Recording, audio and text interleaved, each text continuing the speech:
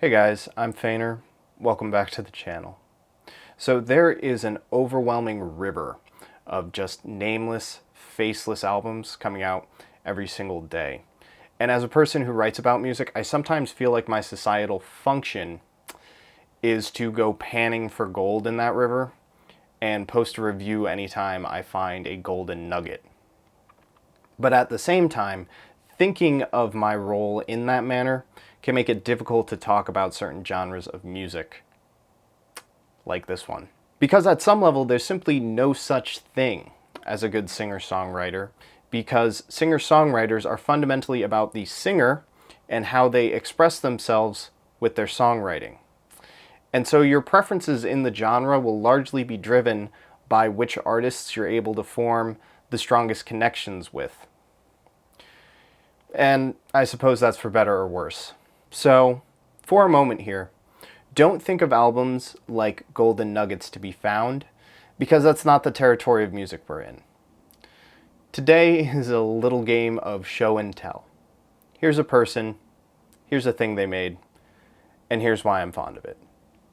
Okay, so this is Cool Dry Place, and it's by Katy Kirby. This is her debut album, but it spent years in the making. If you go digging, you can actually find some of these tracks kicking around from quite a while ago.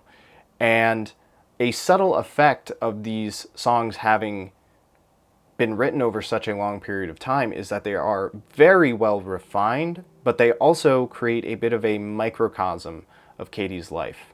As a couple examples, Secret Language is quite plainly about her struggles and loss of faith in Christianity after her very evangelical upbringing as a homeschooled girl in Texas.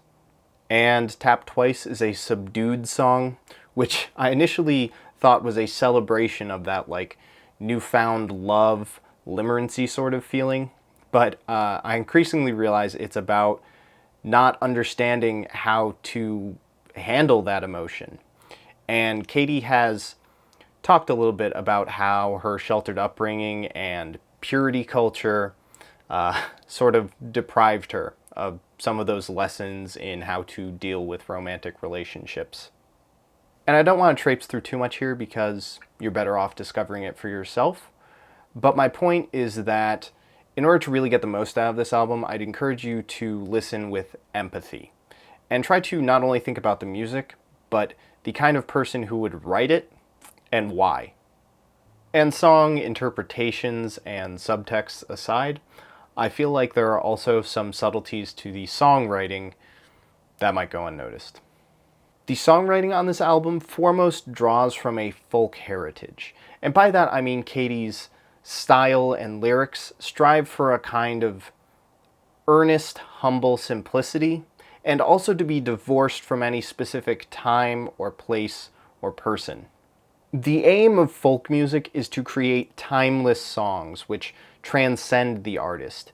It should feel as though the musician is merely a vessel which carries the ancient wisdoms of an oral tradition. And I think when you view Katy's songwriting from this perspective, it becomes apparent just how well written these songs are. However, I would say where this album really sets itself apart is in the performances. And Katy is not the only performer on this album, but she seems to have been able to inspire stellar performances from everyone who made contributions. Every instrumental performance on this album is emotive. And I understand it might sound a bit strange to describe like a drum performance as gentle or expressive, but that's exactly the sort of thing you find in these songs. In particular, I'd like to point out some details on the title track, Cool Dry Place. And if you haven't heard it yet, some of these points might make more sense once you have. The song starts off in a very meek and quiet fashion. Katy fingerpicks an electric guitar, and I get the impression that it's meant to be played without an amplifier and sung only as a whisper. And some of the string noises and movements and breaths are so soft that they're barely audible above the slight buzz of her guitar pickups.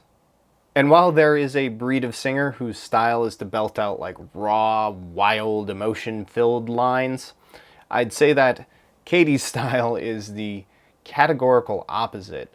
She is timid and pensive and refined, and tremendous care and practice went into these vocal performances.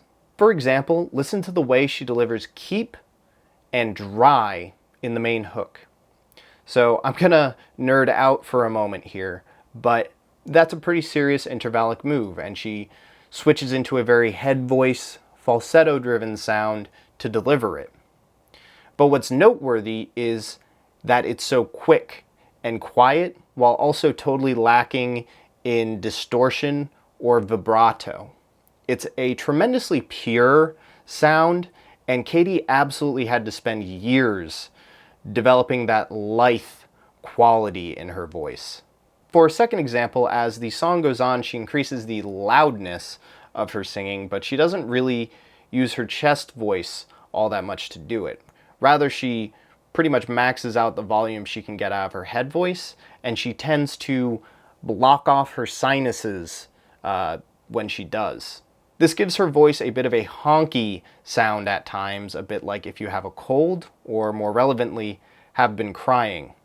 And I think this timbre is best showcased in how she delivers the word place, and it's especially pronounced in her live performance at Audio Tree. And I get that it's weird that I've drilled into the exact vocal techniques behind how Katy delivers specific words, but I think it's these subtle and extremely measured vocal details which are the key to this performance. As the song goes on, the intensity builds, but the increased intensity doesn't amplify the power of Katy as a performer, but rather her vulnerability. It causes Cool Dry Place to culminate as a naked expression of handing over one's heart. It's yours, be gentle, please store it in a cool, dry place. Okay, summary time here. You might think of music discovery like panning for gold. That the river of new music is mostly a bunch of crap, but, there's the occasional gem. But I don't really think of it that way.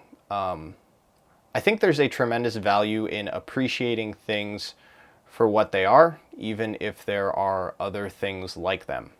Katy Kirby spent a long time sanding and polishing this album until it was as smooth as a river stone. And now that she feels it's ready, she is humbly presenting it to the world for what it is. And I feel there is an ineffable beauty in that.